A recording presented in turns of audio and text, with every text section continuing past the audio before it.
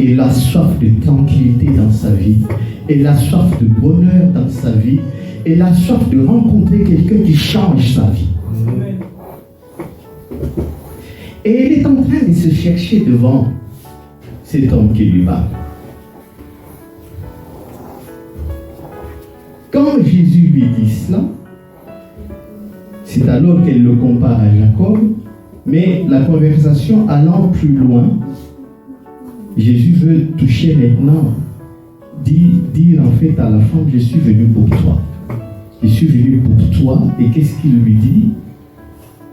Parce que la femme lui dit, moi je voudrais que tu me donnes de cette eau-là dont tu parles là. Je pense que dans sa tête, nous sommes toujours dans l'eau matérielle. Elle s'est dit, mon Dieu, nous les femmes, avec toutes les corvées qu'on a, chaque jour il faut venir puiser de l'eau, etc., etc. Si ce monsieur me donne l'eau dont il parle là, peut-être ça va diminuer mes corvées.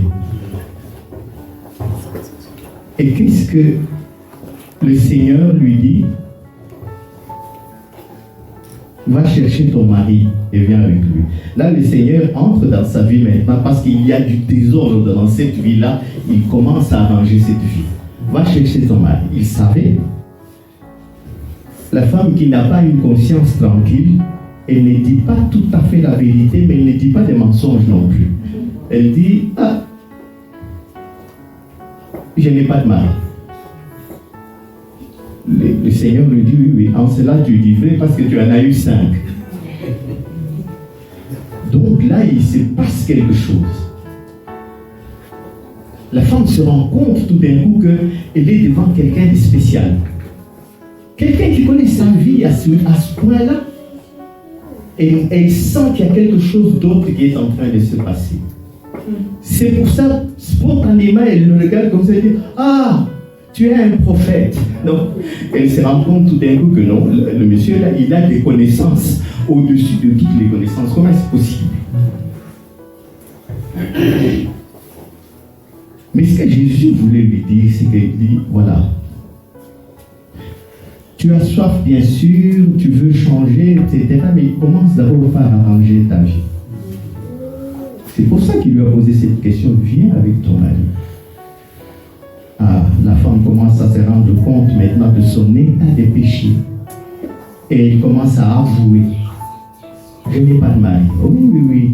Ah, imaginez le malheur de cette femme. Et à l'époque, les femmes n'avaient pas l'habitude de divorcer. Ce n'est pas les femmes qui chassaient les hommes de la maison. D'ailleurs, c'était encore assez rare. Et donc, on peut imaginer que cette femme a été lâchée 5 fois par les hommes. Jésus va même jusqu'à lui révéler que la 6e fois, là, ce n'est même pas son homme. Parce qu'il est né à la 6e. Et ce n'est pas son homme.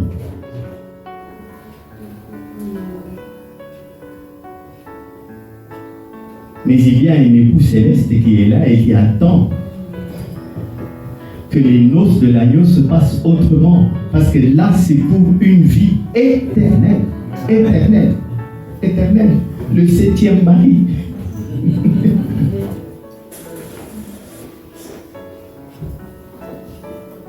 Et donc, le Seigneur la pousse tout doucement à changer sa vie, à accepter qu'elle est dans une situation de péché. Elle qui voulait avoir l'eau vive, c'est très bien. Mais il faut d'abord se mettre en ordre pour avoir cette eau vive-là. Il faut de la repentance. Et nous voyons la femme progresser. Au départ, elle a interpellé Jésus en lui disant, toi un juif. Et puis, les juifs est devenu un prophète. Ce n'est pas encore fini. Puisqu'elle se rend compte que ce monsieur, il a des vertus qu'elle n'arrive pas à comprendre, supérieures.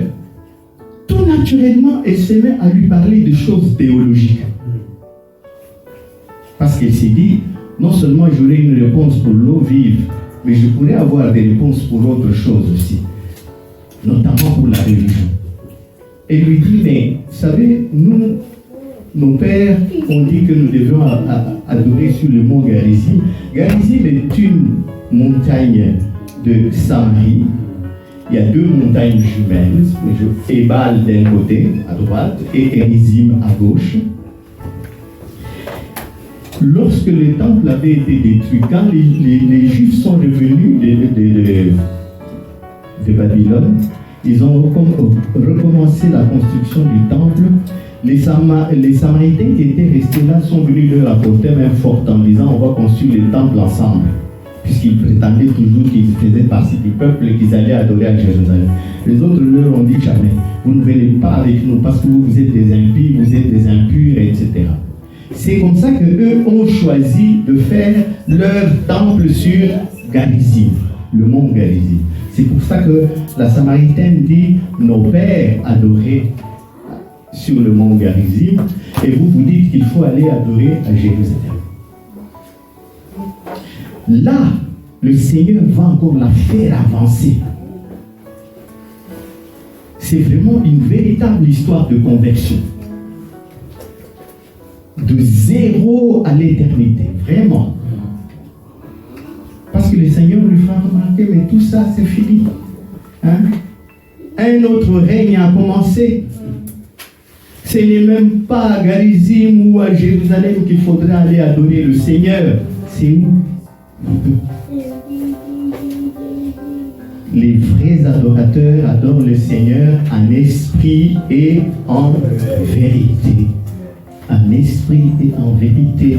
La fameuse eau vive, c'est l'esprit qui doit venir justement, qui doit venir revérifier les gens, les sortir, n'est-ce pas, de cette histoire dans laquelle ils ont été acculés par la loi. Quelqu'un s'est levé quelque part. Par amour, j'ai bien aimé, n'est-ce pas, l'insistance de ma sœur sur l'amour du Seigneur. Un amour incommensurable. Et c'est cet amour qui amène Jésus, n'est-ce pas, du trône de gloire sur la terre. Qui amène Jésus, n'est-ce pas, de la Judée, au lieu de passer par les chemins normaux par lesquels les Juifs passaient, et lui passe par la Samarie. Parce qu'il sait qu'il y a là une âme à sauver. Ah, bien-aimé, je vous souhaite d'avoir une chance pareille, que Jésus change de chemin et qu'il vienne vers vous. Amen. Et qu'il vienne vers toi parce qu'il sait que tu as soif. Amen. Et tu n'as pas soif de n'importe quoi, tu as soif de cette eau vive qui fait entrer dans l'éternité. Eh bien, cette Samaritaine a eu toute cette chance extraordinaire de profiter presque à elle seule des bontés de notre Seigneur. Le Seigneur a vu qu'il y avait une âme qui souffrait, une âme qui avait été abandonnée, une âme qui avait été méprisée, la femme était considérée comme une femme de mœurs légères. Elle n'avait d'ailleurs pas d'amis à midi, elle est toute seule au puits. Elle est seule. En matière de mari, elle ne sait pas sur lequel se reposer. Le dernier n'est même pas le sien. C'est quelqu'un de perdu. Mais Jésus n'est pas venu pour les bien portants. Il est venu pour les gens perdus, pour les gens malades. Et c'est ça le titre. Jésus est venu pour les bien. Il n'est pas venu pour les bien portants. Les médecins ne viennent pas pour les bien portants. Ils viennent pour ceux qui sont malades. Bien-aimés, je vous souhaite d'être dans cette situation où le Seigneur prend la peine de changer de chemin et de se diriger vers le puits où vous attendez l'eau de la vie éternelle. Et que le Seigneur vienne lui-même, n'est-ce pas, vous trouver. Et voilà, pour pourquoi la Samaritaine est passée des Juifs à prophètes, des prophètes, maintenant elle va passer à Messie. Mais elle ne dit pas que Jésus est Messie. Elle dit, ah oui, toutes ces choses, le mongarisme et tout ça, maintenant nous devons adorer dans notre corps. Nous attendons le Messie qui viendra nous enseigner toutes ces choses. Et c'est là que se passe, n'est-ce pas, cet événement extraordinaire où Jésus-Christ se révèle. Et se révèle non pas devant les Sanhédrins ou devant les rabbins pleins de savoir. Il se révèle devant une pauvre femme abandonnée de tous et de tout. Une pauvre femme méprisée par les Juifs et méprisée dans son propre peuple. Et c'est devant elle qui vient lui dire, moi que tu vois là, je suis le Messie. Amen. Amen. Amen. Ah, ma sœur. Amen. Merci d'avoir reçu. Amen. Amen. Ah, moi, je voudrais bien être à la place de cette femme, franchement. Hein? Nous passons du temps, du matin au soir, à des choses complètement inutiles. Et voilà le Seigneur qui s'avance vers nous et qui vient dire, moi, je viens te chercher, toi. Je viens te chercher, toi. Là où tu es, dans ta pauvreté, dans ta misère, etc. Je viens te chercher, toi. Il ne vient pas pour les bien portants.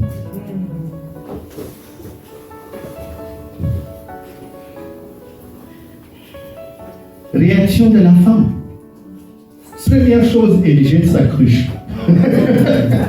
C'est mon Dieu, j'ai trouvé mieux que ma cruche ici, que j'ai trimballé tous les jours avec le poids, etc. J'ai trouvé mieux. Mais c'est extraordinaire parce que ça, c'est vraiment le symbole de la conversion. Imaginez, n'est-ce pas, les apôtres. Jésus est en train de passer le long, n'est-ce pas, de la rivière du Jourdain, etc. Il voit André et son frère Pierre en train de pêcher.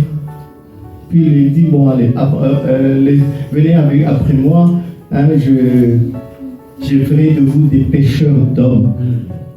La Bible dit, directement ils ont abandonné leur filet et ils l'ont suivi. Plus loin, ça se passe la même chose avec Jean et son frère et son père. Enfin, c'est lui qui est venu avec son frère. Mais c'est exactement le même réflexe de la femme.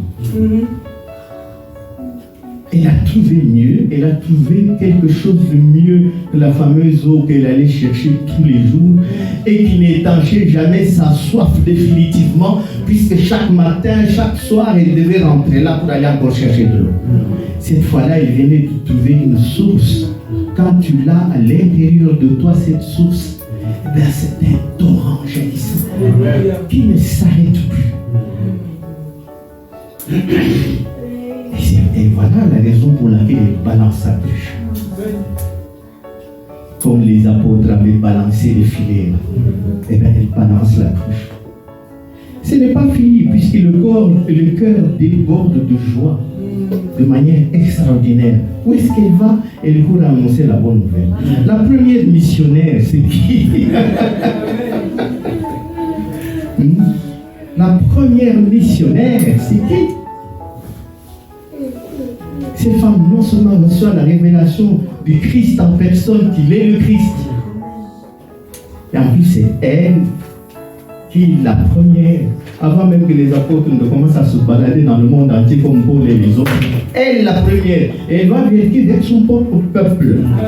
Tous ces gens qui l'ont méprisé, etc., elle va vers eux et leur dit, oh, j'ai trouvé autre chose. Amen. Amen. Amen. Amen. J'ai trouvé.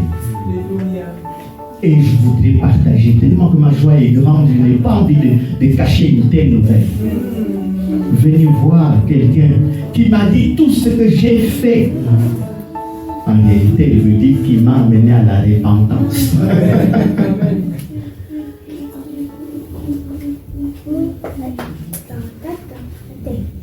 Bien-aimés, je vous souhaite une telle rencontre.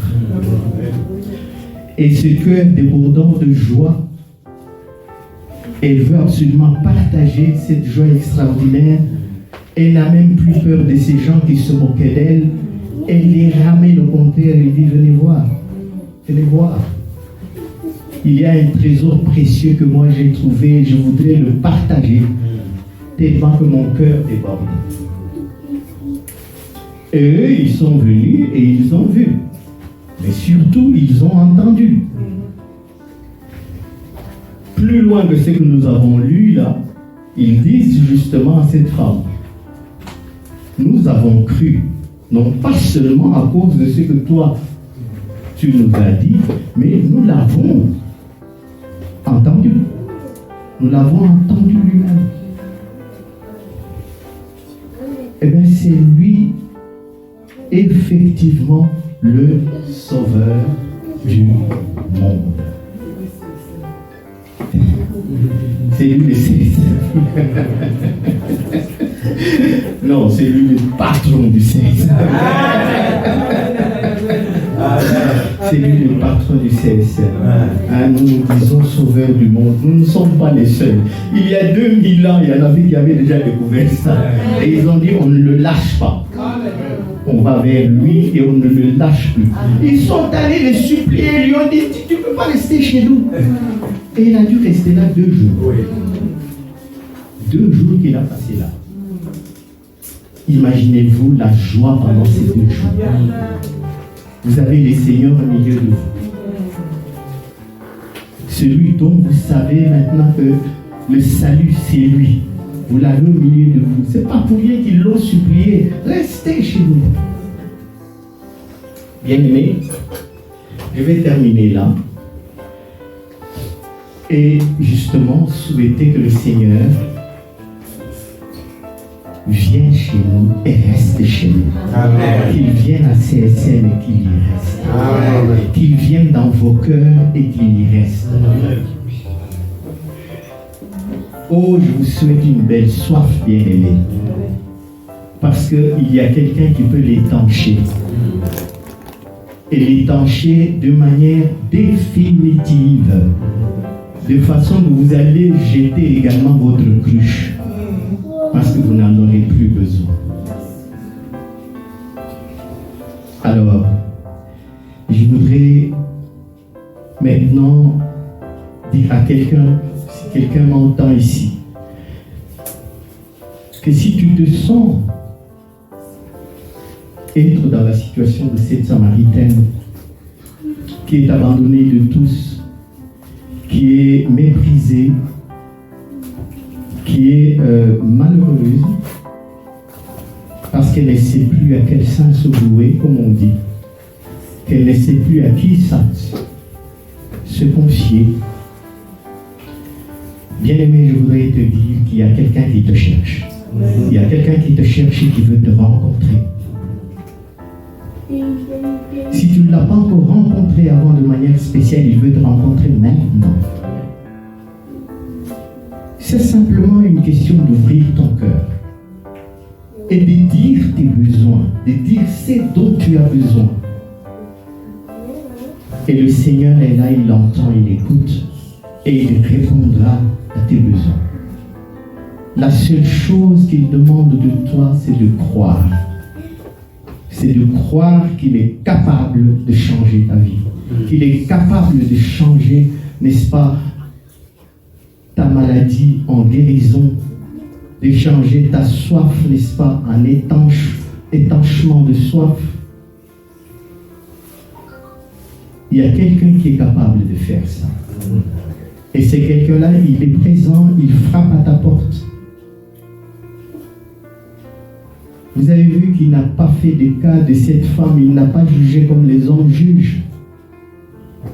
Il a été chercher une femme de moins que rien du tout, que tout le monde a abandonné, que tout le monde a rejeté.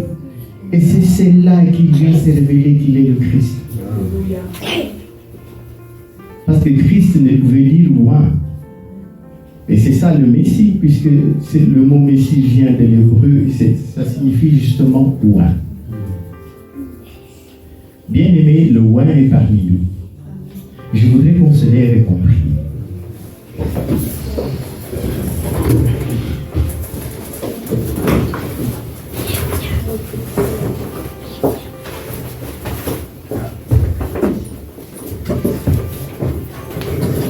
Alors si tu as le cœur lourd et que tu as des choses dans ta vie et tu voudrais que le Seigneur touche, il n'y a aucun domaine de ta vie que le Seigneur ne peut pas toucher. Le Seigneur est capable de toucher tous les domaines. Il s'est approché de la Samaritaine et il a touché le domaine qui lui tenait à cœur. Celui de sa relation avec ses maris, etc. Et il a changé. Le Seigneur est capable de toucher tous tes domaines. Est-ce que c'est la santé qui te tourmente? Est-ce que ce sont tes études pour les jeunes ou même les moins jeunes? Est-ce que c'est ta santé? Est-ce que c'est ta situation professionnelle qui t'inquiète? Nous allons tous élever la voix et invoquer le Seigneur pour qu'il touche tous les domaines de notre vie et qu'il les rende conformes à sa bonté, à sa fidélité et à la joie de sa présence. Prions. Seigneur, notre Dieu, je te bénis et je te glorifie, mon Seigneur, mon Dieu, pour ta parole. Seigneur, tu t'es levé, tu as parlé à ton peuple, Dieu de gloire et de bonté. Comme tu as parlé à cette Samaritaine, Seigneur, tu t'es approché d'elle, tu as changé de chemin. Tu es venu par la Samarie, Dieu de gloire et de bonté, un peuple rejeté. Et tu t'es, mon Seigneur et mon Dieu, approché de cette femme que tout le monde rejetait, Dieu de gloire et de bonté. Et tu as dit que c'est son jour, ce jour-là. C'est son jour, son jour est arrivé, Dieu de gloire et de bonté. Merci, Seigneur, maintenant, de regarder ton peuple, Seigneur, dans la vie de chacun de ton peuple, et à chacun des membres, mon Seigneur et mon Dieu, de CSM. S'il y a des personnes ici, mon Dieu, mon roi, qui ont besoin de toi, qui ont besoin, mon Seigneur et mon Dieu, que tu les touches, qui ont besoin que tu touches un domaine de sa vie, Seigneur, touche, Dieu de gloire et d'amour. Oh, merci, Seigneur. Je t'élève et je t'honore parce que tu es le maître, le créateur du ciel et de la terre, de l'univers visible, invisible, mon Seigneur et mon Dieu. Toi qui es descendu de la gloire du ciel, Seigneur, tu t'es humilié pour la Samaritaine, pour moi, pour mon frère, pour ma soeur dans ces années. Merci à toi, Seigneur. Merci pour tes bontés qui se renouvellent chaque jour. Merci Dieu de gloire et de bonté pour ce que tu feras dans la vie de chacun et chacune de nous, Seigneur. Oh, merci, Seigneur.